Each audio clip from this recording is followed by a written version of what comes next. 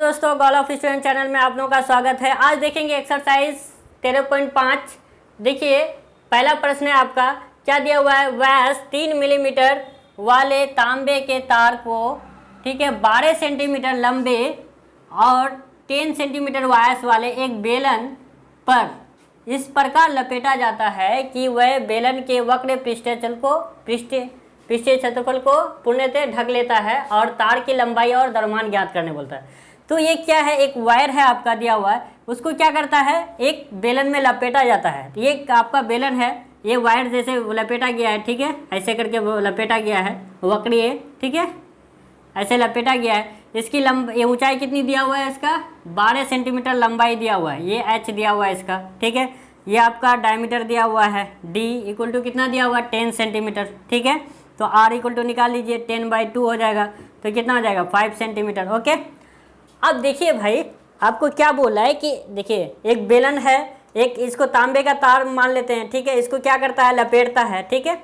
ये लपेटता है तो ये इसकी लंबाई कितनी होगी, इसमें बेलन में ये पूरा टोटल कितना लंबाई होगा इसका, ये निकालने बोलता है और द्रव्यमान निकालने बोलता है। तो देखिए आप क्या करेंगे, सबसे पहले उत्तर लिख लेते हैं। क्या होता है, एक बार तार को लपेटने में बेलन का 3 मिलीमीटर ढक लेता है, ठीक है भाई। एक बार तार को लपेटने पर बेलन का 3 मिलीमीटर ढक लेता है। अगर देखिए इसका कितना डायमीटर, ये डायमीटर दिया हुआ है 3 मिलीमीटर, ठीक है, 3 मिलीमीटर, तो ये इतना तो इसका ये जगह तो घेर लेगा ना आपको। जैसे ये आपका कितना, इसको जैसे एक वायर है लपेटा हुआ, तो ये देखिए एक वायर लपेटा ना, तो ये कितना, ये इसका जितना डायमीटर होगा तो ये इतना जगह इसका छेकेगा, ठीक है। तो हमने यही लिखा है कि एक बार तार को लपेटने पर इसका कितना 3 मिलीमीटर ढक लेता है। तो आप देखिए कितना आगे, एक बार तार को लपेटने पर बेलन का 3 मिलीमीटर ढक लेता है। तो क्या करेंगे इसको, इसलिए तार के चक्करों की संख्या, ठीक है, चक्करों की संख्या, ठीक है। अब भैया कितना संख्या होगा, कितना बार इसको लपेटा जाएगा कि पूरा हो जाएगा, ठीक है। तो ये देखिए बेलन का लंबाई डिवाइडेड बाई क्या हो जाएगा आपका, ये तार का व्यास हो जाएगा, ठीक है, तार का व्यास हो जाएगा। तो बेलन की लंबाई कितनी दी हुई है, 12 सेंटीमीटर, डिवाइडेड बाई व्यास कितना दिया हुआ है, 3 मिलीमीटर। तो आपका मिलीमीटर में है तो सेंटीमीटर में चेंज कर लिए, तो 10 से डिवाइड कीजिएगा तो क्या हो जाएगा, ये सेंटीमीटर में है, 3 मिलीमीटर बराबर कितना हो जाएगा, 0.3 सेंटीमीटर हो जाएगा, ठीक है। तो ये पॉइंट ऊपर उठ के चले जाएगा, कितना हो जाएगा आपका 3 एकम 3 4 12 हो जाएगा, तो 40 कितना हो जाएगा, चक्कर हो जाएगा, ठीक है। तो इसलिए तार के चक्करों की संख्या तो निकाल लिए, ठीक है। अब हम लोग को क्या करना है, एक तार की लंबाई निकालना है। एक बार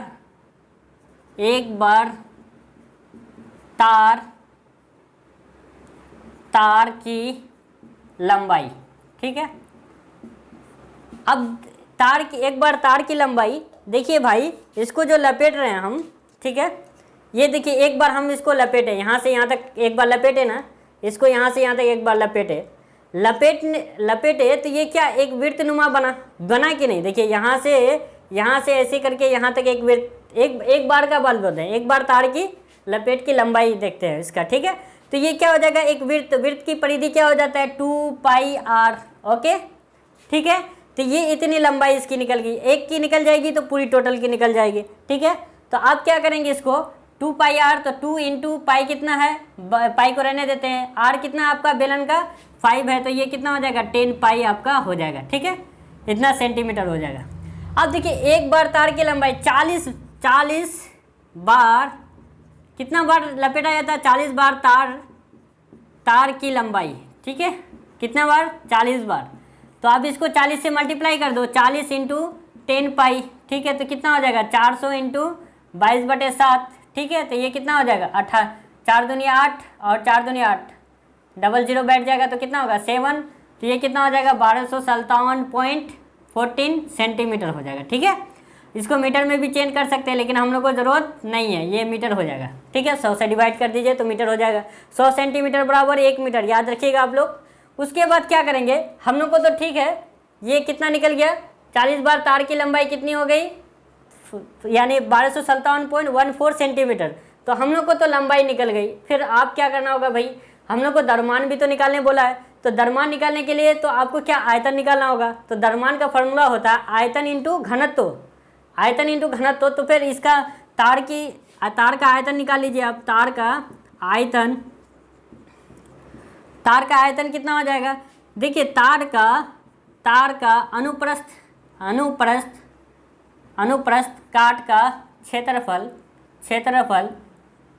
इंटू एल हो जाएगा। ठीक है, देखिए भाई ये आपका तार है जिसको लपेटा गया है, यहाँ मान लेते हैं। ठीक है, ये तार है आपका। देखिए ये अनुप्रस्थ काट, ये देखिए क्या होता है, ये गोलनुमा होगा ना, स्टार्टिंग में कैसा दिखता है, तांबे का तार एकदम गोलनुमा। तो ये इसका अनुप्रस्थ का क्षेत्रफल कितना हो जाएगा, वृत्त रहेगा तो पाई आर स्क्वायर, अब टोटल मल्टीप्लाई हो जाएगा तो एल हो जाएगा। ठीक है भाई, टोटल आयतन निकालना है तो लंबाई से तो मल्टीप्लाई करना होगा। तो ये एक पार्ट का हम लोग दिखा रहे हैं ना, हम आपको एक पार्ट का बता रहे हैं अनुप्रस्थ काट, वो यानी आगे का दिखा रहे हैं कि इसका क्षेत्रफल आपका पाई आर स्क्वायर होता है। तो फिर यहाँ भी तो होगा, फिर यहाँ भी होगा, फिर यहाँ होगा, यहाँ होगा, यहाँ होगा, तो लंबाई पे डिपेंड कर रहा है ये वायर, तो लंबाई तो एल से मल्टीप्लाई हो जाएगा। तो हमने ये इंटू एल कर दिया। ठीक है, समझ में आ रहा है कि नहीं आ रहा है। अगर नहीं समझा पा रहे हैं तो हम इंजीनियर टीचर होना बेकार है हमको। ठीक है, अब दिखा रहे हैं हम, अब क्या करेंगे इसको, अनुप्रस्थ काट का क्षेत्रफल तो क्या हो जाएगा पाई आर स्क्वायर। ठीक है, इंटू एल।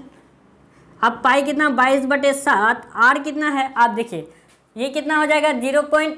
ये आपका तो ये हो गया कितना, डायमीटर दिया हुआ है इक्वल टू डी दिया हुआ है, तो इसको आर निकालिए तो कितना होगा 0.1 सेंटीमीटर।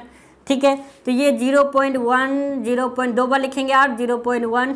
ठीक है, इंटू लंबाई कितना है 1257.14। ठीक है, इसको सॉल्व कीजिएगा तो कितना हो जाएगा 88.898। ठीक है, ये क्या हो जाएगा सेंटीमीटर क्यूब हो जाएगा। ठीक है, आयतन निकल गया भैया। अब हम लोग को द्रव्यमान निकालना है, तो द्रव्यमान इक्वल टू कितना हो जाता है आपका, द्रव्यमान इक्वल टू आयतन इंटू कितना हो जाएगा घनत्व। ठीक है, घनत्व हो जाता है। तो अब इसको क्या कीजिए, आयतन हम लोग का निकल गया 88.89 इंटू घनत्व कितना है आपका 8.88। ठीक है, ठीक है, तो इसको हम लोग अगर ये करेंगे तो कितना हो जाएगा। ठीक है, इसको अगर ये करेंगे 789.41 ग्राम मीटर हो जाएगा। ठीक है, ठीक है, ये आपका आंसर हो जाएगा। अब हम लोग देखते हैं क्वेश्चन नंबर 2। देखिए इसमें क्या बोला है, एक समकोण त्रिभुज जिसकी भुजाएं 3 सेंटीमीटर और 4 सेंटीमीटर है। ठीक है, क्या है, एक समकोण त्रिभुज है। ठीक है, जिसका एक भुजा 90 डिग्री होगा, को उसके कर्ण के पारित घुमाया जाता है। इस प्रकार प्राप्त द्विशंकु डबल कोण के आयतन और पृष्ठीय क्षेत्रफल को ज्ञात कीजिए। आयतन और पृष्ठीय क्षेत्रफल ज्ञात करने बोला। देखिए हम लोग एक पहले समकोण त्रिभुज ले लेते हैं। ठीक है, देखिए समकोण त्रिभुज आप लोगों को थोड़ा ऐसे करके बना देते हैं। देखिए ये समकोण त्रिभुज ये 90 हो जाएगा। ठीक है, देखिए भाई ये आपका देखिए समकोण त्रिभुज ये है। ठीक है, इसको अगर ऐसे तिरछा कर दीजिएगा तो कैसा बनेगा, ये ऐसे ही बनेगा ना। तो ये आपका 4 सेंटीमीटर हो गया। ठीक है, और ये 3 सेंटीमीटर हो गया। ठीक है, अब देखिए इसके कर्ण के पारित घुमा जाता, तो पारित घुमा जाएगा तो ये कैसे हो जाएगा, यहाँ से फिर ठीक है फिर ऐसे हो जाएगा। तो ये क्या बन जाएगा आपका फिर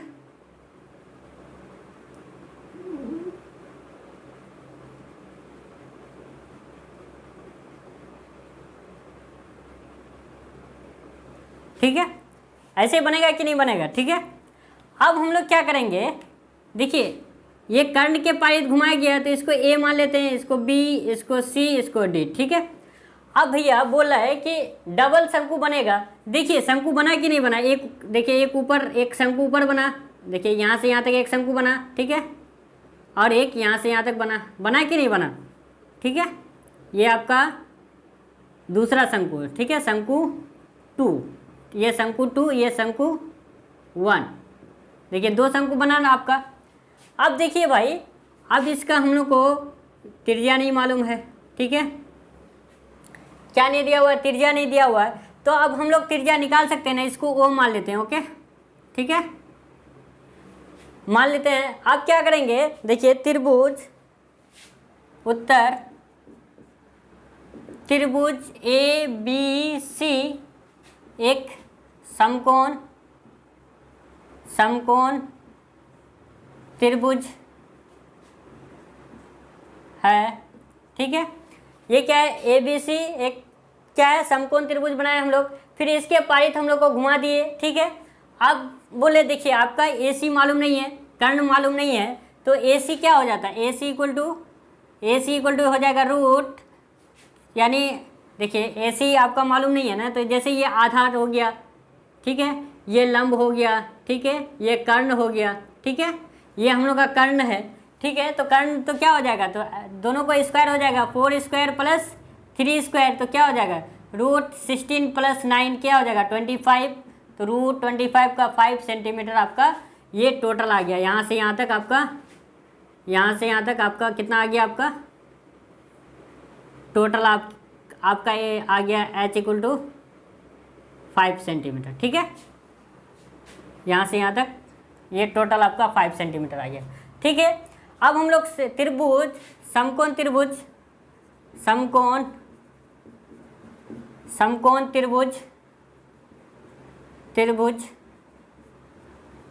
का क्षेत्रफल हम लोग को मालूम है, क्या होता है 1/2 आधार गुना शीर्ष लंब होता है, आधार गुना शीर्ष लंब होता है कि नहीं होता है। ठीक है, शीर्ष लंब होता है, आधार गुना शीर्ष लंब होता है। तो हम लोग को समकोण त्रिभुज से हम लोग ओ भी निकाल सकते हैं, तो अब देखिए, तो अगर हम लोग ये त्रिभुज ले ले ए बी सी में क्या हो जाएगा आपका 1/2।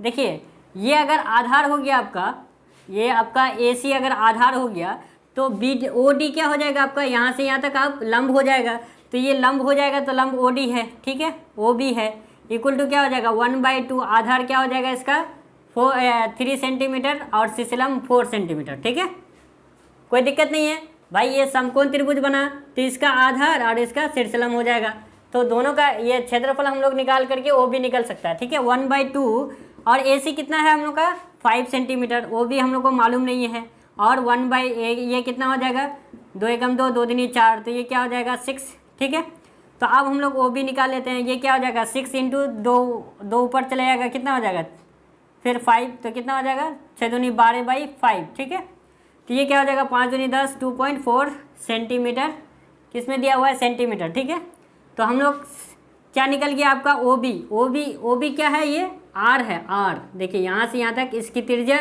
देखिए दोनों शंकु की त्रिज्या बराबर होगी, इसकी भी त्रिज्या बराबर होगी और इसकी भी त्रिज्या बराबर होगी, क्योंकि दोनों का आधार सेम है ना भैया, इसका भी आधार सेम है, ये भी सेम होगा और इसका भी आधार सेम होगा, तो दोनों का त्रिज्या ये आर इक्वल टू कितना हो गया आपका, ये हो गया आपका 2.4 सेंटीमीटर।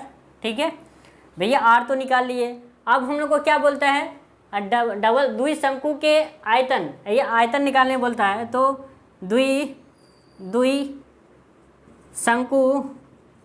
शंकु का आयतन क्या हो जाएगा, आयतन तो इक्वल टू शंकु 1 का आयतन प्लस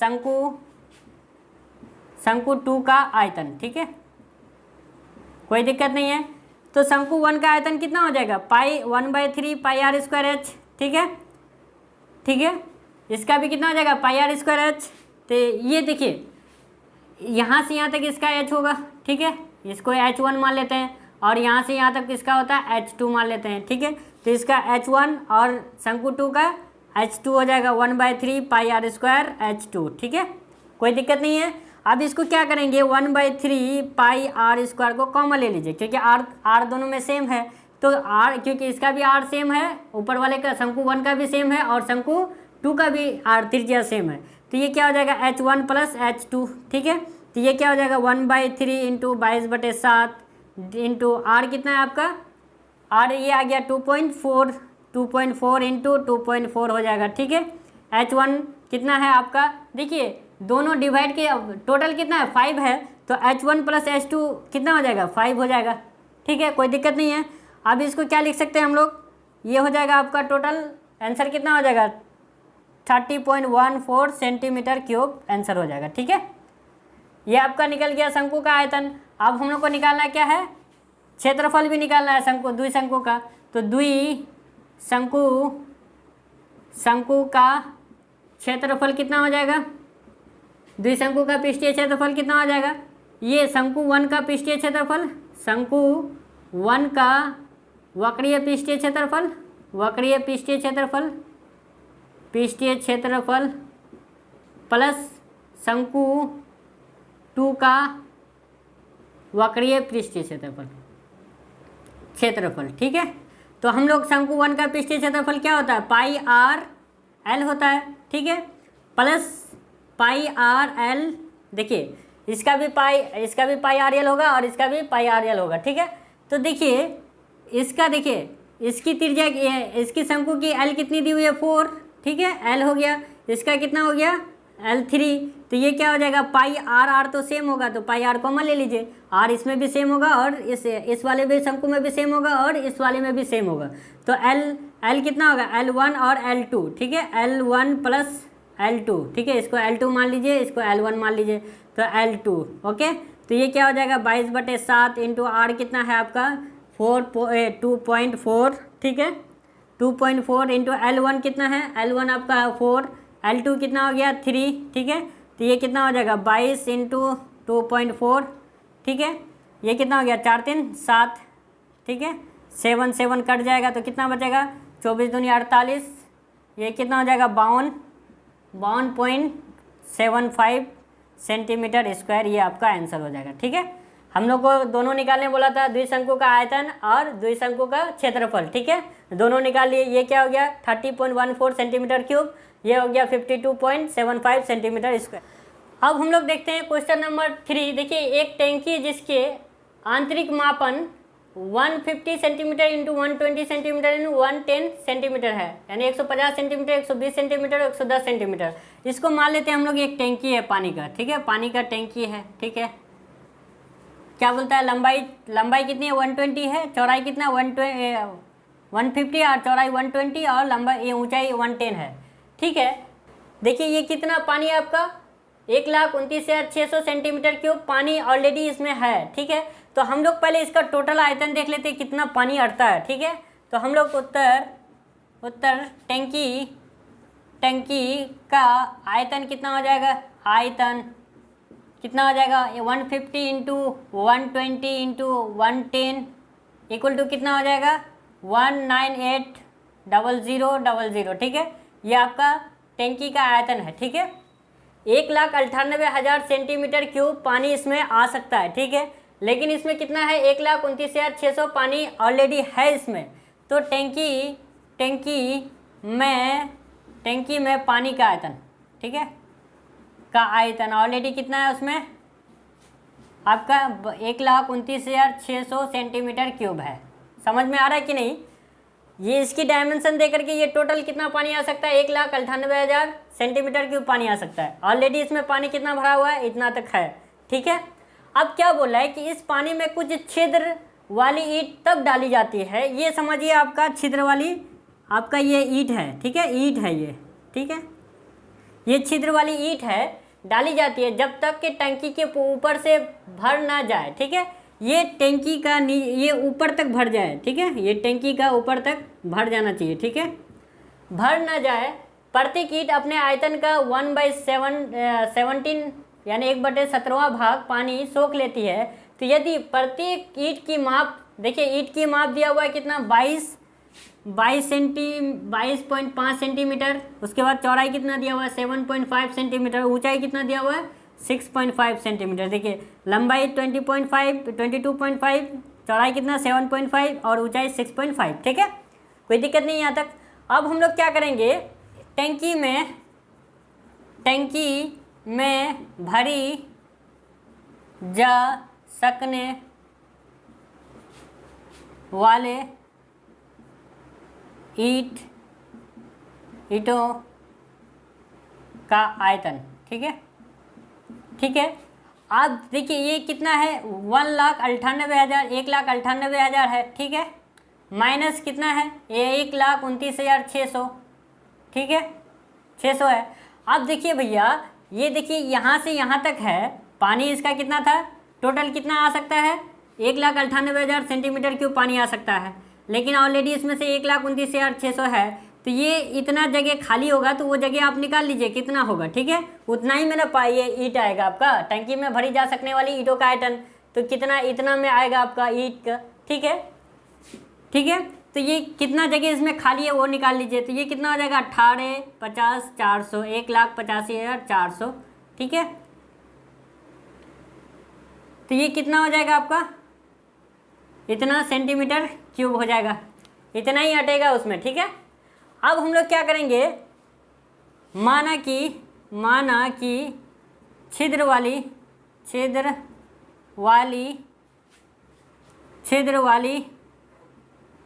ईंट की संख्या क्या है, n है। तो n ईंट की संख्या, नंबर ऑफ n ईंट की संख्या का आयतन कितना हो जाएगा, आयतन हो जाएगा, इसे मल्टीप्लाई किए कितना हो जाएगा, ये लंबाई गुना चौड़ाई कितना है आपका 22.5 इंटू 7.5 इंटू 6.5, ठीक है भाई। मेरे ईंट की संख्या का आयतन निकालना होगा ना, ये एक ईंट का आयतन कितना होगा आपका, तो n से मल्टीप्लाई हो जाएगा, तो n का निकालने बोल रहे हैं ना, तो एक ईंट का आयतन दिया हुआ है, लंबाई गुना चौड़ाई गुना ऊंचाई, तो ये कितना हो जाएगा आपका, ये आपका 1096.875 n हो जाएगा, ठीक है।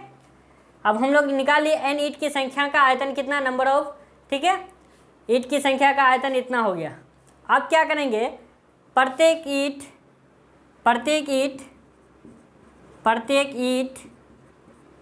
अपने आयतन का 1/17वां इस पानी सोखता है, ठीक है, कितना सोखता है, तो ये कितना हो जाएगा 1/17, तो n/17 इंटू 1096.875 यानी 1096.875 हो जाएगा। तो ये कितना हो जाएगा, इतना रहने दीजिए इसको, कोई दिक्कत नहीं है, इतना सेंटीमीटर। अब हम लोग क्या करेंगे, इतना तो निकल गया, तो आप प्रश्न अनुसार चलेंगे, प्रश्न अनुसार, ठीक है। क्या बोल रहा है कि आपको इतना पानी, इतना ही आपका जगह खाली है, तो इतना बराबर 50, 400 इक्वल टू कितना हो जाएगा आपका, इसका देखिए ये टोटल से ये फिर माइनस होगा, ये इतना पानी वो सोखता है ना भाई, पानी सोखेगा ना, ये ऑलरेडी कितना 1/17वां भाग पानी वो सोख लेता है, तो ये जो पानी, तो हम लोग तो टोटल पानी हम लोग निकाल रहे हैं, फिर ये वाला पानी तो फिर उसको सोख रहा है, तो उसको माइनस करना पड़ेगा, तो 1096.875 n माइनस n/17 कितना हो जाएगा 1096.87, ठीक है। अब देखिए इसमें क्या कीजिए, n 1096.875 और n भी कॉमन हो जाएगा, तो n भी कॉमन ले लीजिए, बचा क्या यहाँ 1, यहाँ क्या बचा 1/17 बचा, ठीक है, कोई दिक्कत नहीं है। अब इसको क्या कीजिए, ये तो चलेगा अभी, ठीक है, इक्वल टू कितना हो जाएगा 1096.875, ये कितना हो जाएगा, एलसीएम ले लीजिए इसमें 17, ठीक है, ये 17 - 1, ठीक है, ये कितना हो जाएगा 18, 50, 400, ठीक है। अब इक्वल टू कितना होगा 1096.875, ये n इंटू 17 से एक जाएगा, कितना बचेगा 16, तो 16/17, ठीक है, ये 18, 50, 400 ये उतार लीजिए। अब n का वैल्यू निकालना है, तो सब इधर डिवाइड कर दीजिए, 50, 400 डिवाइडेड बाई कितना हो जाएगा आपका, ये देखिए ऊपर आ जाएगा 17, ठीक है, और नीचे ये आ जाएगा 1096.875 इंटू 16, ठीक है, इक्वल टू कितना हो जाएगा n ही निकालते हैं ना, इसको डिवाइड कीजिएगा तो कितना होगा 1792 आएगा आपका। तो ईंटों की संख्या कितनी आ गई आपकी, ईंटों की संख्या 1792, ये 1792 अगर डालिएगा ईंट तो ये फुल हो जाएगी, ठीक है। हम लोग को यही निकालना था ईंटों की संख्या कितनी होगी, कि कुल कितनी ईंट डाली जा सकती है, तो कुल 1792 ईंट डाली जा सकती है। ठीक है, अब हम लोग देखते हैं क्वेश्चन नंबर 4। इसमें क्या बोला है कि किसी महीने के 15 दिनों में एक नदी की घाटी में 10 सेंटीमीटर वर्षा हुई है। ठीक है, एक घाटी है जिसमें 10 सेंटीमीटर वर्षा हुई है। यदि इस घाटी का क्षेत्रफल 97,280 किलोमीटर स्क्वायर है तो दर्शाइए कि कुल वर्षा लगभग 3 नदियों के समान पानी के योग के समतुल्य थी, जबकि प्रत्येक नदी 1072 किलोमीटर लंबी और 75 मीटर चौड़ी और 3 मीटर गहरी है। क्या बोल रहा है कि किसी महीने में एक घाटी में पानी हो रही है कितनी, 10 सेंटीमीटर, तो उस घाटी का पानी का आयतन 3 नदी के पानी के बराबर है कि नहीं है, समतुल्य थी कि नहीं थी, वो चेक करना है। ठीक है, तो हम लोग उत्तर लिखते हैं, क्या हो जाएगा, घाटी में हुई वर्षा कितना हो जाएगा, कितना थी, 10 सेंटीमीटर। तो इसको चेंज कर ली तो कितना हो जाएगा, 0.1 मीटर में चेंज कर लीजिए, मीटर में सब चीज़ चेंज करना पड़ेगा आपको। ठीक है, तो घाटी का क्षेत्रफल निकाल लीजिए कितना है, घाटी जिसमें पानी हो रही है, घाटी का क्षेत्रफल कितना हो जाएगा आपका, क्षेत्रफल हो जाएगा आपका 9728 किलोमीटर स्क्वायर है।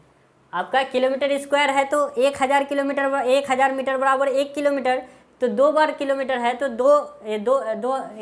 1000 करके 2 बार मल्टीप्लाई होगा, तो इंटू 1000। ठीक है, तो ये क्या हो जाएगा 97280, तो कितना है ये 3 0 और 3 0 6 0, ये 80 तक तो उतार लिए, तो ये 1 2 3 4 5 6, ठीक है, टोटल 70 होगा। तो घाटी का क्षेत्रफल इतना सेंटीमीटर स्क्वायर हो गया, ये मीटर स्क्वायर हो गया। ठीक है, कोई दिक्कत नहीं है। अब हम लोग को 15 दिनों में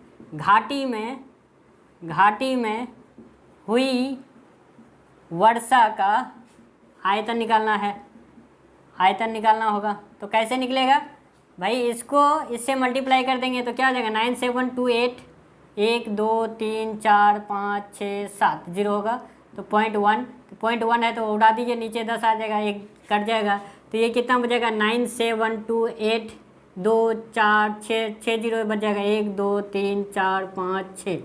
ठीक है, ये क्या हो जाएगा मीटर क्यूब हो जाएगा। ठीक है, मीटर क्यूब कितना, 15 दिनों में घाटी में हुई वर्षा इतना मीटर क्यूब हो गई। अब नदी में कितना पानी है वो चेक करना है, तो एक नदी में पानी का आयतन कितना होगा, लंबाई गुना चौड़ाई गुना ऊंचाई हो जाएगा। ठीक है, तो 1072 आपका लंबाई दिया हुआ है, किलोमीटर में दिया हुआ है, फिर इसको मीटर में चेंज कीजिए, 1000 से मल्टीप्लाई कर दीजिए। ठीक है, फिर चौड़ाई कितना दिया हुआ है 75, तो 75 से मल्टीप्लाई होगा, फिर वो गहराई कितना दिया है 3 मीटर। ठीक है, तो ये अगर मल्टीप्लाई करोगे तो 2412 1 2 3 4 5 0 हो जाएगा। ठीक है, तो ये कितना मीटर क्यूब हो जाएगा। ठीक है, ये आपका एक नदी का पानी का आयतन हो गया। ठीक है, अब 3 नदी का पानी का नहीं तो 3 नदी का पानी का आयतन निकाल लीजिए, पानी का आयतन। ठीक है, तो कितना हो जाएगा 3 नदी का, इससे मल्टीप्लाई कर दीजिए एक नदी का, इसमें से कितना हो जाएगा 2412 1 2 3 4 5 0 है। ठीक है, 24 3 72 12 36, तो कितना हो जाएगा 72 36 1 2 3 4 5 1 2 3 4 5। ठीक है, अब देखिए ये 97 28 72 36 बहुत फ़र्क है, तो यहाँ लिखना होगा 97 28 1 2 3 4 5 6 1 2 3 4 5 6 ग्रेटर देन है कितना 72 36 2 4 3 1 4 5। ठीक है, तो ये क्या हो गया आपका वर्षा का पानी ज़्यादा हो गया नदी के पानी से, तो हम लोग सिद्ध कर दिए। ठीक है, तो यहाँ लिखना होगा कि वर्षा का पानी तीनों नदियों के पानी के आयतन के समतुल्य नहीं है। ठीक है, क्योंकि वर्षा में पानी ज़्यादा हो गया और नदी में पानी कम रह गया। ठीक है, अगर वीडियो अच्छी लगी तो लाइक शेयर और सब्सक्राइब ज़रूर कर दीजिएगा। ठीक है।